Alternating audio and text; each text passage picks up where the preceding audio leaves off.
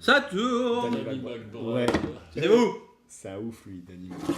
On trinque ou on trinque pas là, bordel? Oui, pardon, excuse-moi, mais on regardait. Attends, j'ouvre. Santé. C'est lui qui est en retard là. Bienvenue. Ah oui, mais je savais pas que ça tournait là déjà. Écoute pas. Je finis ma première bière. Ok. On comprend le montage. Attends, Là. dépêche-toi. Allez là. Trinque, les gens entendent. Voilà. Allez, c'est parti. Salut tout le monde, on ne sort pas tout juste de la séance d'Halloween puisque cette fois-ci on a mis 15 jours à faire la vidéo, désolé, on n'a pas pu faire d'après-séance mais c'est pas grave, ça nous a laissé le temps de réfléchir au film. Halloween de Joseph Gordon-Green avec évidemment Jamie Lee Curtis. Jamie Lee Curtis, exactement, Ils sont là, ils sont juste qui là. reprend le Ouais. rôle de Laurie Strode. Oui. Et un film écrit par Danny McBride. Ça Oui. me fait beaucoup rire. Danny McBride, Ça m'a fait marrer. Ça. le comique moustachu barbu de This Is the End, c'est ça? C'est ça, exactement. Mais non, c'est celui qu'on a vu aussi dans Alien Covenant aussi, je crois. Ok. Nick Castle, qui est apparemment le premier. C'est la première l'original. L'original, la première The Shape. personne De The Shape, ouais, à exactement. avoir joué le tueur d'Halloween dans le tout Exactement. premier film de Carpenter. C'est une suite de l'original de Halloween de Carpenter, 78, Oui. grand classique. Ils ont décidé de balayer toute la saga, de dégager les remakes de Rob Zombie et de faire la suite pure et dure de l'original de Carpenter. Donc ce Halloween, c'est Le le 40 ans après, le 2. Voilà, c'est ça. On va commencer par toi, vu que. Tiens, Allez, Michel, je t'en prie. Je m'y attendais en fait. Bah oui, bah vas-y, on te Ok, passe alors l'invitation. moi j'ai vraiment beaucoup aimé, pour ne pas dire adoré, j'ai vraiment eu des frissons à certains moments presque de grâce dans le film, où on retrouve la bonne musique avec le bon personnage de Jimmy Curtis, Laurie Strode, en mode j'ai une revanche à prendre, j'en ai pris plein la gueule pendant 40 ans, je me suis jamais sorti de ce problème. Et j'ai eu le petit effet que j'avais eu quand je m'étais tapé étant jeune la saga Alien avec les 4 films dans la même après-midi. Et ben je peux te dire que dans le 4ème, t'as le côté putain, on a mangé la meuf et elle est encore là, elle s'est transformée, elle est devenue badass. Et ben Jamie Lee Curtis, elle a réussi à faire ça dans le film et ça a du coup fait un personnage qui marche hyper bien et que je trouve super formidable quoi. Avec une dualité avec Michael Myers, le tueur d'Halloween, qui l'un ne peut plus se dissocier de l'autre, super bien mis en scène et montré, qui monte en puissance, qui est monstrueux dans ses gestes, dans sa menace, dans son déplacement. Donc j'ai adoré, et mention ultra spéciale pour la musique de John Carpenter qui m'a fait hyper vibrer. Voilà pour l'avis rapide. C'est marrant que tu fasses le parallèle avec Ripley parce qu'elle a le même look en fait. Le petit Marcel, le petit Gun, finalement elle a quasiment le même look. Cicatrice. Moi j'ai trouvé que c'était un bon film d'horreur qui sort un peu des sentiers battus, des films d'horreur qu'on voit jusqu'à présent, qui est sur une omniprésence de gore sans qu'il y ait vraiment une recherche derrière. Aujourd'hui on est beaucoup plus dans l'horreur graphique, très sanguinolent, et là justement j'ai eu l'impression de retrouver une violence un peu plus primaire, barbare, assez réfléchie. J'ai trouvé certains personnages assez fades. Point négatif, les personnages. Point positif, Michael Myers. L'histoire, ça se déroule bien, ça se regarde assez facilement. Ça reste un bon film. Non, moi, j'ai vraiment pas aimé en fait. Je suis désolé, quoi. C'est vraiment pas. Alors, j'avais des attentes, hein, forcément, avec un film pareil, un gros classique comme Halloween, c'est très compliqué. Et effectivement, on a vu tellement de suites. Puis les remakes qui sont pas si mal finalement, tu vois, qui sont une relecture hyper intéressante avec une vraie patte d'auteur. Et celui-ci, il n'y a pas de patte d'auteur, quoi. Il n'y en a aucune, quoi. C'est vraiment. C'est un slasher post-moderne avec une réal totalement basique. À part 2-3 plans avec quelques lumières un peu travaillées, et un Michael Myers effectivement qui est hyper iconique. Là je dois l'avouer quand même, le Michael Myers il est quand même sacrément bon. Même si j'ai des petits moments de faiblesse je trouve sur le moment où on aperçoit un peu son visage et tout, j'aurais aimé que ce soit plus discret que ça encore. Ça me regarde après, tu vois, c'est... Faut mettre pause quand même pour le voir, mais bon. Oh, on voit la forme de ses yeux, on voit ce genre de choses, on voit sa calvitie, c'est plutôt marrant, mais voilà, on en voit un peu. Après... il y a des thématiques à l'intérieur qui sont hyper intéressantes mais qui sont pas du tout travaillées. Ça m'a posé un gros problème, le côté générationnel et tout, qui finalement aurait pu être beaucoup plus appuyé. Puis c'est une histoire hyper bateau, quoi. C'est la même histoire que le premier, il s'échappe et il retue les gens. L'apparition d'un masque, l'apparition de... regarde ce que t'as fait il y a 40 ans. Celle-là, ça va pas du tout. T'as pas aimé ça? Ah non, pas du tout. C'est ce que même j'ai visuellement, je trouvais ça pas bien, quoi. Mais... Parce qu'en plus, c'est deux personnages dont on se branle complètement, même si, soi-disant, apparemment, c'est eux qui réveillent la folie de Michael Myers 40 ans après, en lui montrant le masque, et d'un seul coup, hop, il a décidé de ressortir. Mais c'est deux personnages dont on se fout royalement dans le film. Et des personnages comme ça, il y en a 1 milliard dans le film dont on se branle, quoi. Le shérif, le black avec son grand chapeau, on s'en fout. Quelle horreur! Moi, ce que j'attendais vraiment, c'était une patte d'auteur à la Carpenter, en mode on pose la caméra, on y va doucement, et nos plans ont du sens par rapport au suspense, par rapport à ce que ça raconte, etc. Que là, j'avais juste une cheeky cam, avec des plans un peu brouillons, et moi ça m'allait pas par rapport à la grammaire du premier. Quand tu fais une suite du premier, t'essayes de respecter le premier, et là d'ailleurs, respectais pas le premier. Même à la fin, ça part un peu n'importe comment dans la maison. Que moi j'ai un petit peu vos deux points de vue, et que toi t'as pas aimé le début et lui il a bien aimé, et toi t'as pas aimé la fin et toi c'est ce que t'as préféré. C'est ça. Donc je trouve ça assez rigolo, sachant que moi j'ai trouvé ça bien emballé du début à la fin, avec des petites pointes de clichés mais qui m'ont pas forcément dérangé. Mais alors battez-vous justement sur ces deux points de vue de... Ce que j'ai bien aimé, bon déjà c'est la mise en situation, c'est que c'est très long à commencer. On est avec des enquêteurs, enfin des journalistes plutôt, qui font un podcast sur justement le crime d'Halloween. Et ce que j'ai plutôt apprécié, c'est cet environnement de l'asile psychiatrique où justement ils vont essayer d'aller voir donc Michael Myers qui était soi-disant donc mort dans le... Enfin pas mort, mais échappé dans le premier, donc on savait pas ce qui s'était passé, donc on prendra pas en considération le 2. On assiste à une scène un peu glauque, avec des fous un peu partout. Et ce que j'ai beaucoup aimé, c'est que les journalistes vont aller faire cette interview donc, en montrant le masque donc, que portait Michael Myers la nuit d'Halloween, donc dans le premier, pour perpétrer ses meurtres. Et en brandissant ce masque, il y a tout un climat qui s'instaure à nouveau. À la mise en place de l'histoire, il y a un côté où j'ai envie d'en savoir, mais il ne dira jamais rien, Michael Myers. Il reste toujours... Oui, c'est bien de ne pas l'avoir fait parler. Voilà, c'est ce que j'ai adoré. Il y a un leitmotiv là-dessus. Ouais, est-ce qu'il va parler, est-ce qu'il va pas parler quelque chose, Michael. Dans Psychose, tu suis Marion Crane sur le début du film jusqu'à 30-45 minutes pour qu'elle se fasse bip bip bip bip bip tuer. Enfin bref. Et donc c'est ce que j'ai aimé. Donc en fait pendant le film, t'es un petit peu au début du film, t'es un petit peu là. Tu redécouvres Jamie Lee Curtis qui a un trauma, qui n'arrive pas à s'en remettre, qui a justement qui a laissé tomber un petit peu sa famille sans vraiment la laisser tomber, mais elle s'est carrément isolée. Donc la première partie, on est vraiment dans un portrait de l'Amérique, des peurs, des traumas, etc. Ce que j'ai plutôt apprécié. Au début, j'ai trouvé ça assez malin, ça y va tout doucement, ça prend son temps, etc. Et c'est ce que j'ai aimé, la prise de temps, c'est ce que j'ai aimé. Ouais, toi tu prends trop ton temps. Si j'ai bien compris, toi t'as trouvé ça trop pas crédible, Le truc avec les journalistes du début, c'est cette scène d'introduction. Déjà, je trouve que visuellement, elle pète pas avec son damier là dans sa case rouge. C'est dommage quand même. Toi, t'as bien aimé ça. Ça n'a pas de sens dans le monde réel, ce genre de truc. Non, donc c'est très imagé, graphique et esthétique. C'est graphique, mais ça n'existe pas. Bref. Oui. Le côté, le masque, c'est pareil, ça n'existe pas. Hein. Des journalistes ne vont pas se ramener avec des preuves qui sont sous scellées, machin et tout. Bref, le moment où il défonce la gueule du mec dans les chiottes. C'est un Michael Myers qui tape la gueule des gens contre les murs, contre les machins. C'est beaucoup plus du Rob Zombie du Carpenter. Pendant le film, je me disais, mais comment ils vont le faire s'échapper? Comment ils vont réussir ce tour de force pour que ça marche et que ça soit crédible? Et j'ai trouvé ça pas con, et je me suis dit, bah en fait, la tour de force, ça a été de pas le montrer. Voilà. Et moi, j'ai trouvé ça intelligent. Dans le premier Halloween, il le montre pas non plus. Non, il le montre pas non plus.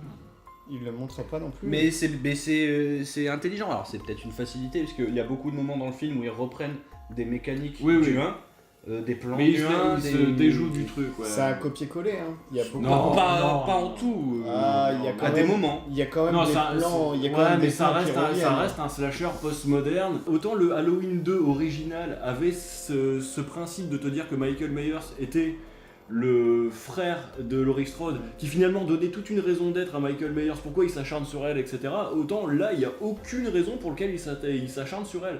Je trouve que ça n'a pas de sens de faire pourquoi 40 ans après, à part de dire tiens, je t'ai pas buté dans la première fois, je vais revenir pour essayer de finir le travail. Ça n'a pas beaucoup de sens. Moi, je le compare presque à Scream, quoi. Je suis désolé, quoi. Il y a des séquences avec des adolescents qui n'ont rien à voir avec un Halloween, qui sont beaucoup plus viens on fait des private jokes entre nous. Ils font une private joke sur Halloween 2 en disant que c'est justement que Michael est la sœur de Laurie et que c'est une invention comme pour foutre un petit taquet à Halloween 2, tu vois. Elle est assez subtile pour laisser le doute. Non, parce je suis que d'accord, mais bon. ça peut être de la rumeur comme ça peut être vrai. Il laisse la place aux deux au cas où quand même. Le gamin black, ça me fait plus penser à un Urban Legend ou n'importe quoi qu'à Halloween, quoi, tu vois. Il y a cet ADN là aussi dans Halloween. Le gamin, les babysitters, les ados, le lycée, tout non mais ça, je suis ça d'accord. en fait partie. Mais t'as pas de balle de fin de promotion à la fin du premier Halloween, on s'en fout de tout ça. En plus, l'histoire d'amour que la petite fille a avec son mec, on s'en bat les couilles, on s'en fout. La séquence des feux qui s'allument, la fin de la lumière qui s'allume dans le jardin. C'est la meilleure séquence du film. Non, c'est une bonne séquence, mais elle aurait mérité à être développée beaucoup plus. Elle est trop courte. C'est une des meilleures séquences du film, celle-là. Ça fait partie des meilleures séquences du film, mais elle est trop courte. Pourquoi je le compare à Scream? C'est à cause des chiottes, par exemple. Une des scènes la scène des chiottes dans la station de pompe à essence, là. C'est une scène que t'as dans Scream, de regarder les bots machin qui passent en... Mais t'adores Scream. J'aime Scream, mais je suis pas venu là pour voir Scream. Mais en fait, c'est des codes qui fonctionnent dans les slashers. Donc est-ce qu'il a voulu aussi rejouer ces codes-là, parce que c'est ce qui fait le slasher aussi, la station-service, etc. Et d'ailleurs, les codes d'Halloween. Halloween, ça a ses propres codes. Voilà, parlons de la fin. It's a trap. Voilà. Moi, ce qui m'a énervé, c'est que tu vas avoir 5 minutes de suspense où elle va fouiller chaque scène pour montrer quoi à Michael Myers qui est planqué juste derrière un mannequin. C'est quoi ce jumpscare de merde? C'est l'ADN d'Halloween quasiment, sauf que là t'as du Steadicam, mais c'est l'ADN d'Halloween. Alors juste avant que tu continues, c'est l'intérêt du chat et de la souris, sauf que là les rôles sont inversés. C'est elle qui chasse Michael et c'est pour ça que c'est elle qui disparaît du balcon, enfin quand elle est tombée du truc. Ils ont changé. Oui, alors ça je suis d'accord. Mais par contre, la thématique de cette séquence de fin, c'est l'inversement des rôles. Mais par contre, il y a des lenteurs qui sont faites dans cette scène où moi j'y crois pas, j'accroche pas. J'aurais été pour passer moins de temps dans la maison et passer plus de temps dans la ville, quand il déambule entre les maisons. Tu vois, j'aurais préféré plutôt cet aspect-là. Ça va un peu vite. Ce qui t'ennuie en fait, c'est le plan de Laurie. C'est 40 ans à construire une maison bien barricadée et tu trouves que c'est un plan de merde en fait. Bah ouais, et puis surtout que t'as pas l'impression qu'elle en profite à mort. Elle a un jardin immense avec des statues et tout ça. On en a même pas profité, on a profité que de sa petite baraque. On voit au détour son sous-sol et puis son truc. Non, je suis désolé. Moi, j'aurais été plus loin, moi, là-dedans. Mais... Ça, c'est le côté replay, justement. Tu vois. Le pire truc du film, on est tous d'accord. Le psy. Ah oui, le psy, c'est une catastrophe. Le retournement, en plus de situation du psy, c'est une catastrophe. Et puis attends, c'est quand même con parce que ils sont dans la voiture, Michael Myers... Il va défoncer ça le aussi, psy. C'est Scream 2 ça. C'est Scream 2 ça. Il va défoncer. Encore que ça se discute, mais c'est c'est pas ouf. Non, mais la nana, elle est à côté de mais... lui. Il va préférer buter un mec qui est derrière la grille, quoi. Alors que la nana, elle est juste à côté. Ouais, il fait un coup de couteau et c'est bon. Non, mais son retournement. Enfin, je comprends l'idée thématique de le mal transpire à travers tout le monde et s'imprègne de tout le monde, etc. C'est hyper intéressant, mais avec le psy très mal fait comme ça, c'est tellement mauvais. Il est grand guignolesque en plus. Ah là là. Ça aurait été une scène coupée, moi ça m'aurait pas dérangé. Oui, parce que le film est trop bavard par rapport à Halloween. C'est beaucoup trop bavard. Bah, ouais, puis attends. Ça passe pas assez de temps. Non, mais ça passe pas assez de temps comme dans le premier à faire des trucs en mode il est dans le placard, le spectateur le sait qu'il est dans le placard et ça met 1 minute avant que Laurie s'en rende compte. Ouais. Ça manque de ce genre de séquence. Ce qui faisait flipper à l'époque du premier Halloween, c'est parce que le spectateur savait que Michael Myers était là, mais que le personnage ne le savait pas. Là, les personnages le savent. Alors après, je peux répondre par rapport à ça. C'est comme je disais tout au début, c'est qu'il y a une mutation du mal. Oui. Il y a une mutation du mal où c'est que la personne ne se cache plus. On le voit clairement dans une scène où il déambule de maison en maison. D'ailleurs, il se met au plan séquence à ce moment-là. Donc je me suis demandé pourquoi faire un plan séquence à ce moment-là. Peut-être plus hommage. Plutôt que dans le fait je vais faire un plan séquence pour t'expliquer ça. Là c'était plus un plan séquence hommage, mais j'aurais préféré ce que j'aimais bien, c'était qu'il aille dans les maisons, elle a vu tout le monde, elle a vu des gamins et qui tuent tout le monde devant tout le monde. Et cette mutation du mal, aujourd'hui on est en 2018, c'était en 78. En 78 c'était très voyeur, il était là, il jouait sur je me cache dans le placard, je me cache là-dedans. Aujourd'hui, il est beaucoup plus dans l'aspect j'attaque en frontal. Parce que c'est l'héritage de Rob Zombie. Voilà. C'est pas l'héritage de John Il y Carpenter. a les- C'est pour ça, c'est ça que j'aime pas en fait. Bah, toute la séquence de la babysitter, c'est Carpenteresque, quoi. Avec le drap, machin et tout, qui remet.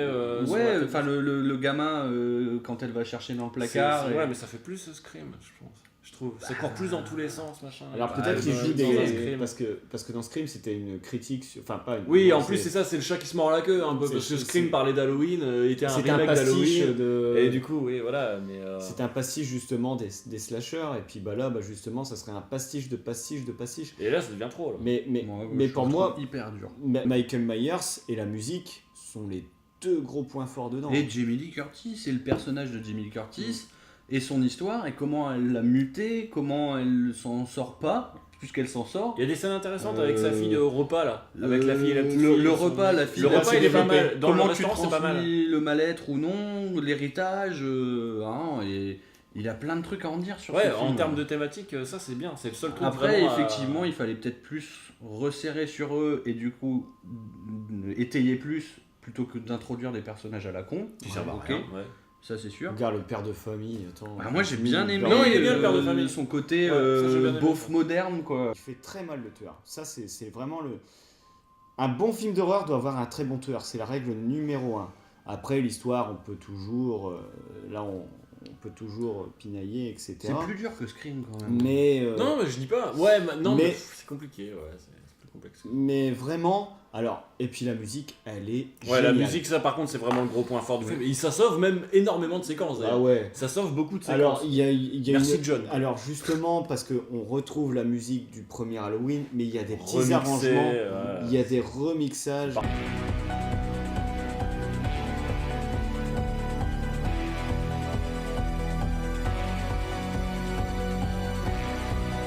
Oh là là là là. Ouais, Il y a ça, des c'est scènes qui parfait. font vraiment flipper grâce à cette présence musicale derrière. C'est dommage qu'on n'ait pas assez épaissi les personnages pour apporter beaucoup plus de doute, parce que j'ai eu cette impression qu'en terminant le film, c'est hop, il se termine.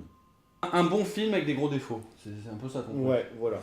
Non, un bon film avec des défauts, pas des D'accord. gros défauts. Ok, un bon film avec des défauts. Un film très moyen avec des gros défauts. C'est tout. Non, mais c'est pas un navet. Le navet, la spécificité en fait, c'est l'épluchage. C'est pas un chef-d'œuvre. C'est vraiment, ça se situe entre les deux. En fait, faut pas être trop gourmand par rapport à l'héritage de John Carpenter aussi. C'est peut-être ça le truc. Ouais. Oui, ça c'est Ouais. vrai. Voilà, il y a un héritage Rob Zombie, il y a des thématiques qui sont très intéressantes, qui sont pas développées, il y a des personnages secondaires totalement mal branlés, je suis désolé de le dire Ça, comme c'est ça. Il y a des séquences repompées d'autres films, c'est un scandale, on en a pas parlé, mais vraiment repompées de d'autres slashers complets. Un Michael Myers en force, mais si t'aimes Michael Myers en force, tu regardes les remakes de Rob Zombie et tu auras exactement le même. Regardez Halloween 2. L'original c'est beaucoup mieux et même s'il est décrié un peu par John Carpenter qui l'aime pas forcément, mais regardez Halloween 2 c'est mieux. Ouais, il est vraiment bien. Moi j'ai trouvé que c'était un très bon film qui m'a fait frissonner avec une mise en scène un peu faiblarde qui prend pas de risque mais au moins qui fait pas n'importe quoi. Des personnages principaux qui sont hyper bien taillés pour le sujet. Une ambiance qui fonctionne, un rythme qui fonctionne. Il m'a fait frissonner entre la musique, les situations et les montées en puissance de chaque personnage. Donc j'avais pas d'attente, voilà. Donc il m'a fait énormément plaisir. C'est peut-être pour ça où on est différents Ouais, sûrement, il y a là-dessus. sûrement une question d'attente. Et j'ai pris en considération le fait, on n'est pas d'accord tout à fait, mais que c'est des films que moi je trouve qu'on voit plus et qu'on voit encore moins au cinéma. Et donc pour une fois qu'on récupère un film de ce genre-là avec un si bel héritage qui est quand même pas maltraité, massacré, il faut quand même souligner une belle performance qui tient la route du début à la fin. Les rapports mère, fille, grand-mère, c'est super. Ah ça c'est bien. La fin, moi je l'ai pas vu venir et elle fonctionne très très bien. Allez-y, c'est un petit plaisir qui tient la route.